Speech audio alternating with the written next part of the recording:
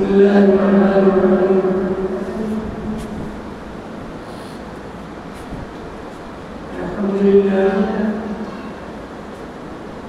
الحمد لله وكفى وسلام على عباده الذين اصطفى أما بعد.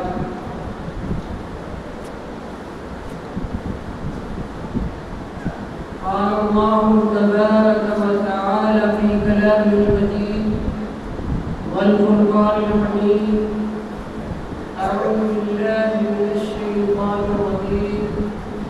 بسم الله الرحمن الرحيم. لقد من الله على المؤمنين إذ بعث رسولا.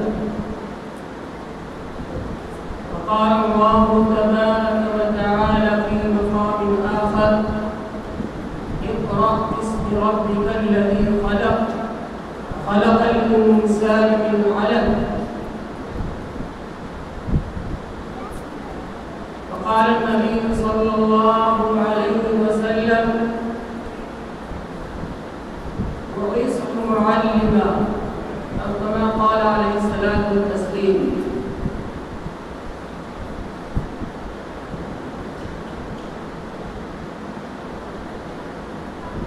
بلغ العلا بكماله، كشف الدجى بجماله، حسنت جميع خصاله، صلوا عليه وآله. يا صاحب الجمال ويا سيد البشر، من وجهك المنير لقد نور القمر، لا يمكن الثناء كما كان حقه، بعد الهدى بذلت في قسر مختصر. حسن یوسف دمِ عیسیٰ ید بیضاء. حسن یوسف دمِ عیسیٰ ید بیضاء.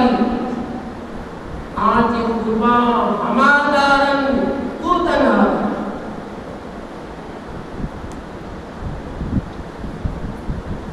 برادران محترم،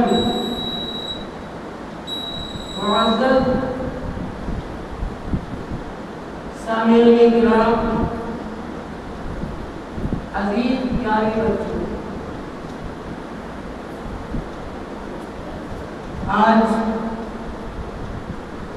کی یہ مجلس جو بہت مختصر لیکن کامیاب مجلس،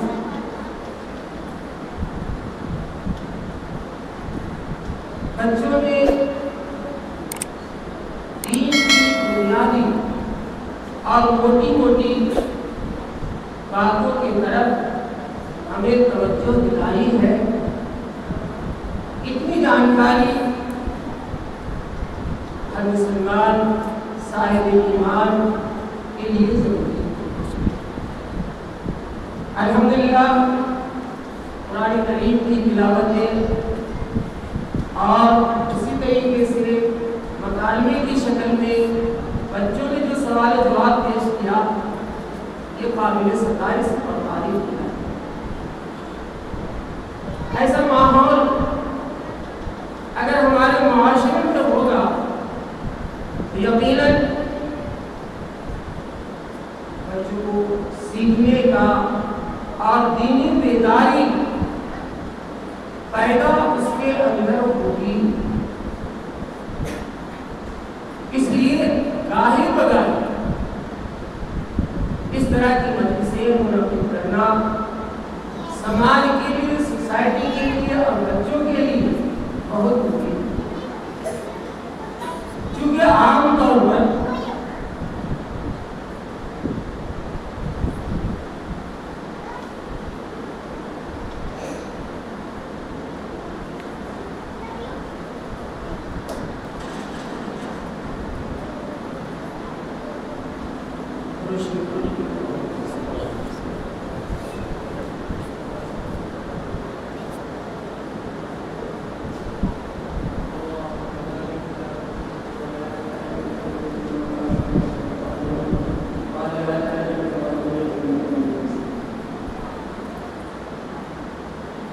تو میں یہ کہہ رہا تھا کہ یہ پروگرام بہت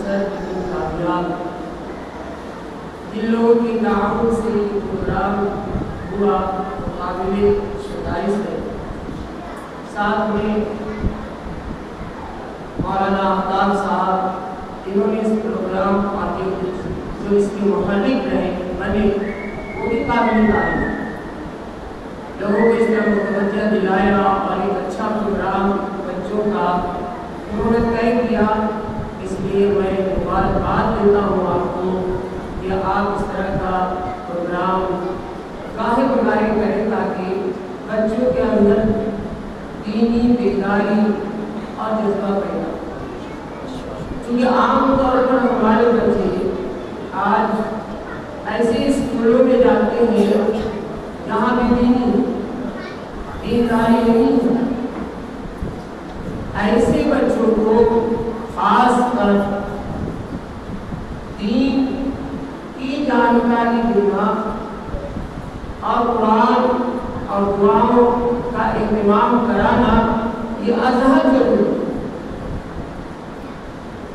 खासकर वो बच्चे जो स्कूल जाते हैं और आते हैं और पढ़ते हैं, घर के माहौल में रहते हैं, वो तो ज़्यादा इफेक्ट नहीं होते हैं। लेकिन वो बच्चे जो हॉस्टल में रह करके और स्कूल की तालीम हासिल करते हैं, वो बच्चे दीनी तालीम से बनते हैं। और मैंने खुद कई ऐसे बच्चों को देखा है जो हॉस्टल में रह करके तालीम पाए हैं, वो दीन से इतने दूर उसे न नमाज की मतलब न रोजे की मतलब हत्ता के जुमा की नमाज तक भी उसकी कौन होगा। इसलिए ये बच्चे बड़े खुशनसीब हैं जो आपकी तरबियत में आपके साथ घुल मिल कर रह करके स्कूल की तालीम हासिल। घर का माहौल बच्चों को ऐसा मिलना चाहिए कि बच्चा हमारा दीनदार बने। आप खुद नमाज पढ़ेंगे, बच्चे भी नमाज पढ़ेंगे, आप तिलावत करेंगे, बच्चे भी तिलावत करेंगे। इसलिए कि बच्चे नकाल होते हैं, जो बच्चा करता हुआ देखता है वही काम वो करना चाहता है। जब हमारे घर में इन माहौल होगा तो इंशाअल्लाह वो रंग बच्चों में चढ़ेगा।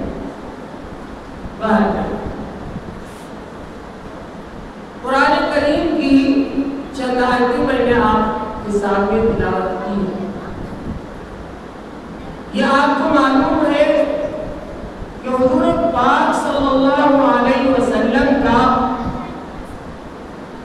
हमारे ऊपर बेहद एहसान। अल्लाह ताला ने इसका तज़किरा फरमाया, लक़द मन्नल्लाहु अलल मुमिनीना इज़ बअस फ़ीहिम रसूला।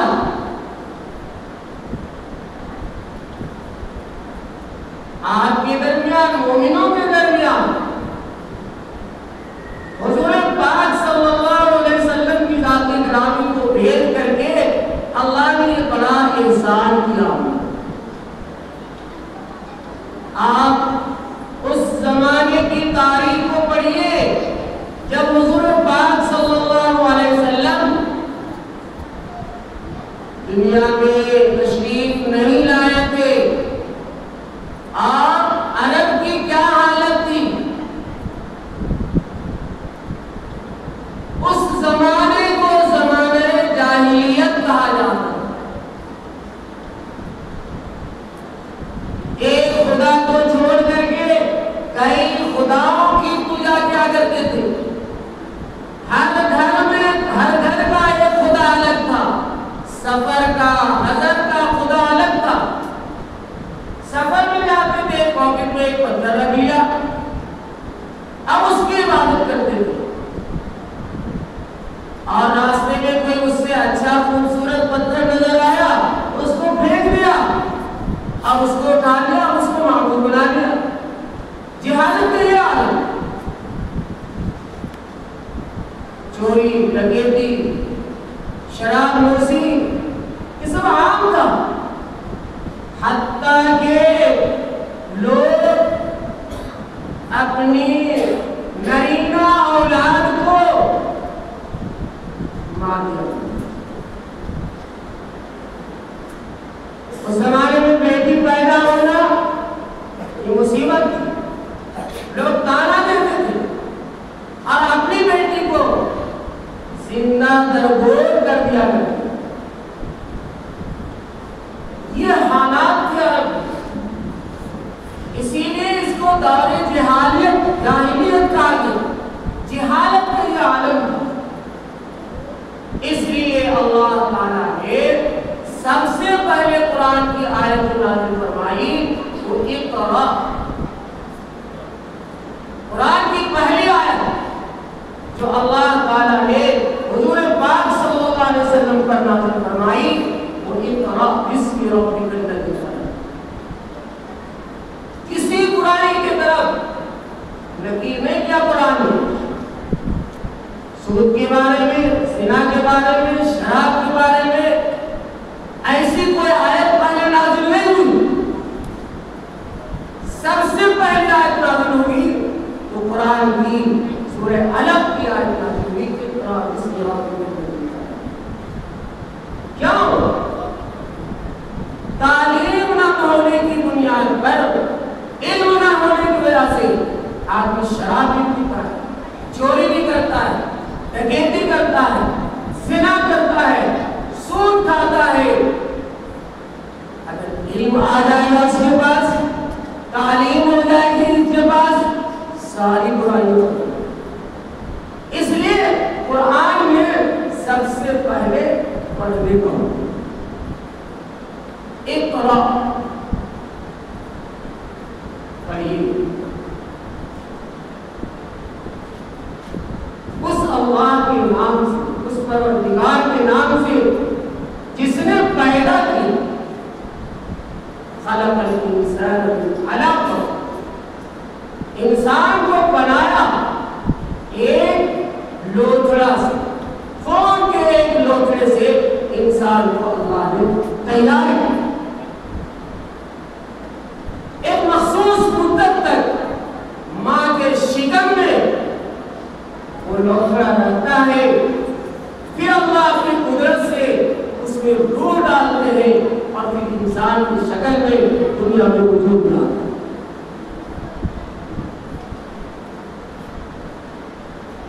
اس لیے قرآن پہلے پڑھنے کا ہے۔ اچھا، قرآن کریم جب نازل ہونے کا وقت آیا تو اللہ تعالیٰ نے شیاطین کا آسمان پر چڑھنا بند کر دیا۔ قرآن کی حفاظت اللہ تعالیٰ نے ہر اعتبار سے، قرآن کے نزول کا جب زمانہ آیا تو اللہ تعالیٰ نے شیاطین کا آسمان پر چڑھنا بند کر دیا۔ اب یہ شیاطین پریشان کہ اس سے پہلے تو ہم آسمان پر چڑھتے تھے، ایک کے بعد دوسرا، دوسرا کے بعد تیسرا، تیسرا، اس طریقے سے اللہ کی راز و نیاز کی باتیں سننا چاہتے تھے۔ لیکن جب قرآن کے نازل ہونے کا وقت آیا تو اللہ تعالیٰ نے شیاطین کا آسمان پر چڑھنا بند کیا۔ اگر وہ چڑھنا چاہتے تھے تو شہاب ثاقب، ایک ستارہ جس کو توڑ کر کے مارا جاتا تھا، اور یہ پھر نہیں چلتا۔ ان کو خدشہ ہوا کہ آج تک یہ گاج ہمارے اوپر نہیں گرتی تھی، آج کیوں گر رہی ہے؟ کیا بات ہے؟ ایک بڑا کانفرنس ہوئی، شیاطین کا ایک میٹنگ، ایک سبھا ہوئی۔ کیا بات ہے کہ آسمانوں پر چڑھنے کا سلسلہ جو ہمارا تھا بند ہو گیا؟ تو جو بڑا تھا سردار کا ایسے نہیں، ہر ملک میں تھوڑی تھوڑی جماعت بن کر کے وزٹ کریں، گھومیں، جا کے دیکھیں کہاں پر کیا حادثہ ہوا، کون سا نیا کام ہوا ہے جس کی وجہ سے ہمیں آسمان پر چڑھنا بند کر شیاطین کی جماعت پورے ملک میں پھیل گئی اور یہ بھی ہدایت کیا کہ وہاں کی مٹی کو لے آنے کا پہلے کے بعد ہر جگہ کی مٹی لایا اس کا جو سردار تھا وہ سنتا تو پھینک دیتا تھا، لیکن سرزمین مکہ کی جب مٹی ملی اور اس کو سنا اس نے تو کہا یہی کوئی بڑا کام ہے، اس لیے تم لوگ پھر جاؤ اور جا کر کے پھر دیکھو کہاں پر کیا ہو۔ تو شیاطین کی ایک جماعت، شیاطین اور جنات کی ایک جماعت پہنچی بطحا کی سرزمین میں۔ اللہ تعالیٰ کے پیغمبر حضور پاک صلی اللہ علیہ وسلم فجر کی نماز میں قرآن کریم کی تلاوت کر رہے تھے، جب انہوں نے اس کو دیکھا کون کلام، سورہ جن میں اس کو کہا گیا إِلَيَّ أَنَّهُ اسْتَمَعَ نَفَرٌ مِنَ الْجِنِّ فَقَالُوا إِنَّا سَمِعْنَا قُرْآنًا عَجَبًا يَهْدِي إِلَى الرُّشْدِ فَآمَنَّا بِهِ وَلَن نُّشْرِكَ بِرَبِّنَا أَحَدًا۔ جناتوں نے انہیں جب دیکھا کہ اللہ کے نبی قرآن اور اللہ کے نبی کی زبان سے جب پڑھا جائے کیا چاشنی اور کیا مزہ ہوگا اس میں۔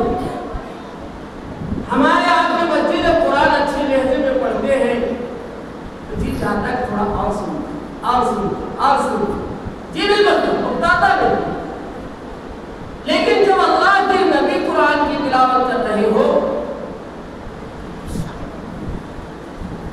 کیا انداز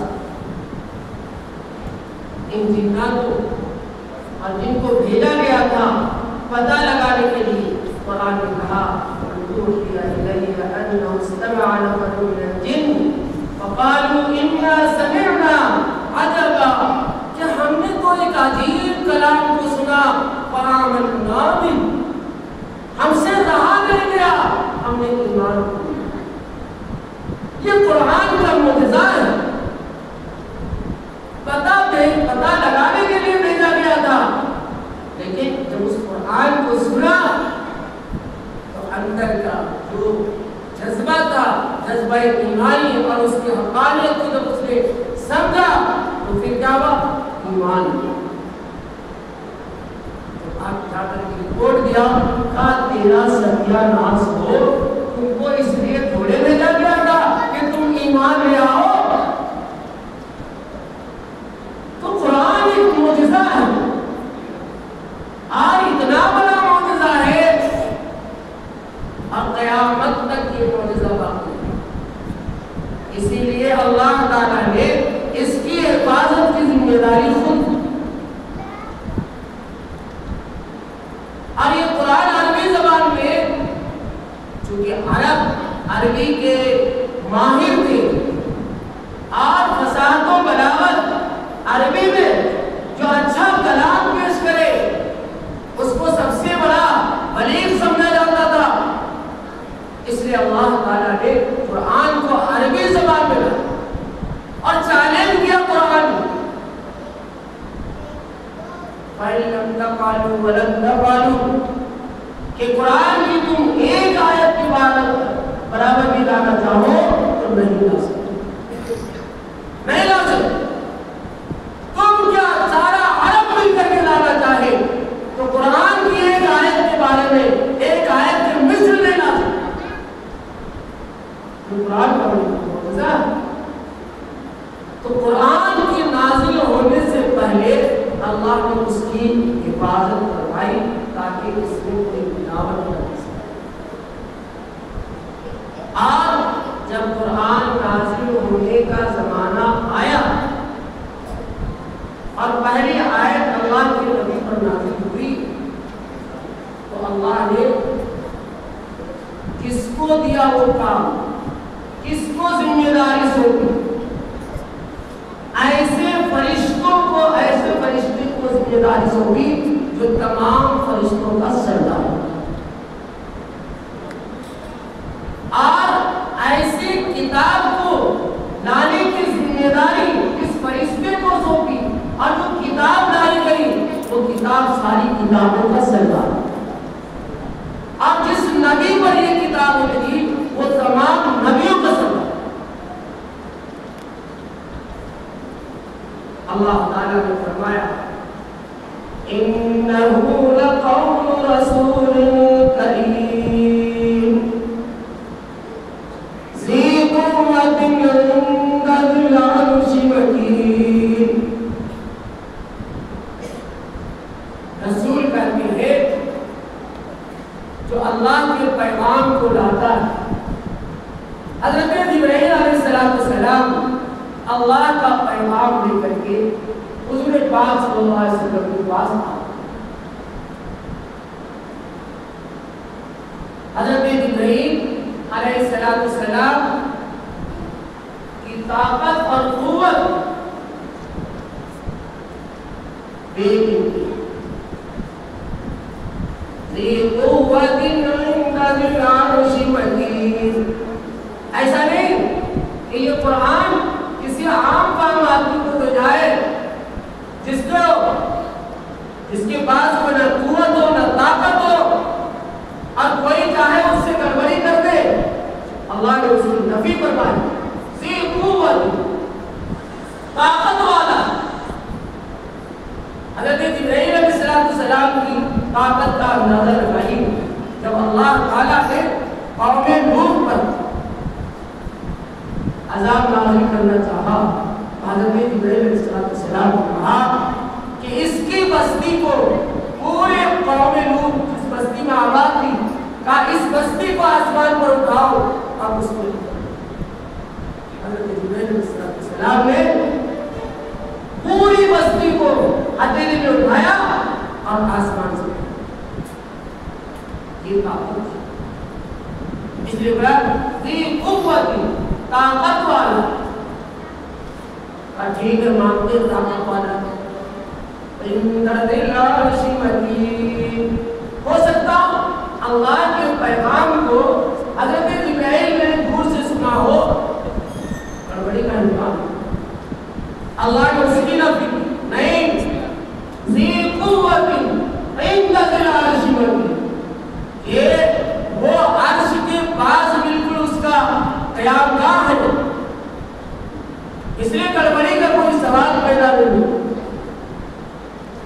مطاع ثم امین، اور پھر تمام فرشتوں کا فرمانبردار، تمام فرشتوں کو آپ پر اعتماد ہے اور سب فرشتے آپ کی اطاعت کرتے ہیں، فرمانبرداری کرتے ہیں۔ یہی وجہ ہے جب حضور پاک صلی اللہ علیہ وسلم معراج کی رات آسمان پر حضرت جبرائیل علیہ السلام لے کر کے جا رہے تھے تو آسمان کے تمام دروازے کھلتے تھے، کسی نے مزاحمت نہیں کی، کس کو لے کر کے آ رہے ہیں، کہاں جا رہے ہیں، کیوں؟ مطاع ثم امین۔ حضرت جبرائیل علیہ السلام پر تمام فرشتوں کو اعتماد تھا، اب اس کی فرما برداری کرتے تھے۔ پھر آگے فرمایا امین، ایسا نہیں کہ اللہ تعالیٰ جو پیغام دے کر کے بھیجے ہیں اس میں کسی طرح کا خیانت کرتے نہیں، ثم امین۔ تو قرآن اللہ کا کلام لانے والے حضرت جبرائیل علیہ السلام اس کی صفات کو بیان کیا، اور اس کے بعد پھر اللہ تعالیٰ جس پر قرآن اتری اس کی صفات کو بیان کیا۔ وَمَا صَاحِبُكُم بِمَجْنُونٍ، جبرائیل علیہ السلام کی صفات کو بیان کیا، پھر حضور پاک صلی اللہ علیہ وسلم کی صفات کو بیان کرتے ہیں۔ وَمَا صَاحِبُكُم بِمَجْنُونٍ، یہ تمہارا ساتھی ہے جس کو تم کاہن جادوگر کرتے ہیں۔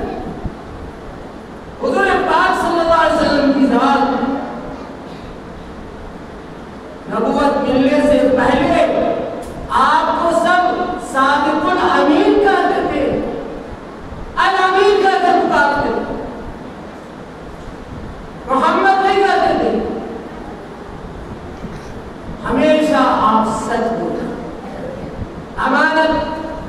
کی پاسداری کرتے تھے، اس لیے سارے عرب نے آپ کو امین کہا۔ لیکن جو ہی حضور پاک صلی اللہ علیہ وسلم نے لوگوں سے کہا یا ایھا الناس قولوا لا الہ الا اللہ تفلحون، اے لوگوں کلمہ لا الہ الا اللہ کو پڑھ لو تم کامیاب ہو جاؤ، اتنا کہنا تھا کہ لوگ آپ کے مخالف ہو گئے، آپ کو ہدایت دینے لگے، تکالیف پہنچانے لگے۔ قرآن نے کہا وَمَا صَاحِبُكُم بِمَجْنُونٍ، یہ تمہارا ساتھی جس کو تم کاہن کہتے ہو یہ مجنون نہیں ہے، پاگل نہیں۔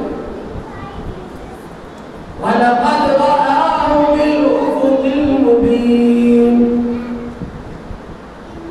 اللہ کے نبی نے اس پیغام لانے والے فرشتے کو آسمان کے کھلے آسمان کے کنارے دیکھا۔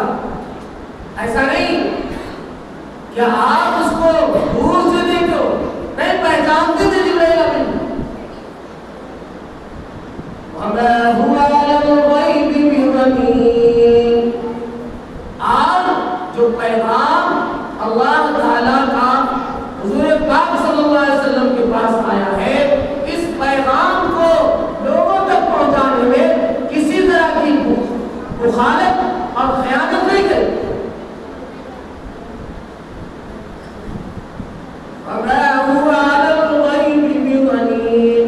غائب کی باتوں میں کوئی مخالفت نہیں کرتا۔ وَمَا هُوَ بِقَوْلِ شَيْطَانٍ رَجِيمٍ، اور یہ کوئی شیطان مردود کا کلام نہیں ہے۔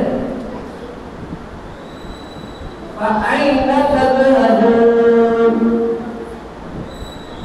صفات جبرائیل کے بیان کی، اللہ کے نبی کی صفات کو بیان کیا، کہا یہ سب باتیں درست ہے۔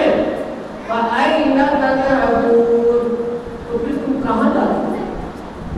اللہ کے نبی جو پیغام دے رہے ہیں اس پیغام کو مان لو، دنیا اور آخرت کی بھلائی اسی میں۔ إِنْ هُوَ إِلَّا ذِكْرٌ لِلْعَالَمِينَ، یہ نصیحت ہے، یہ قرآن نصیحت ہے اس کے پورے عالم کے لیے۔ اس لیے میرے بھائی قرآن یہ اللہ، اس کی عظمت کو دل میں رکھنا، اس کی تعلیم کا، اس کے تعلم کا اہتمام کرنا،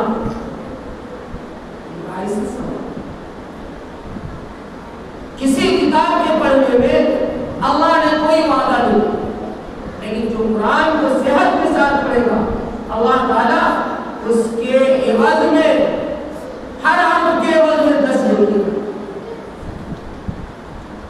اچھا، قرآن کی پڑھنے کا اسلوب اور طریقہ بھی الگ ہے۔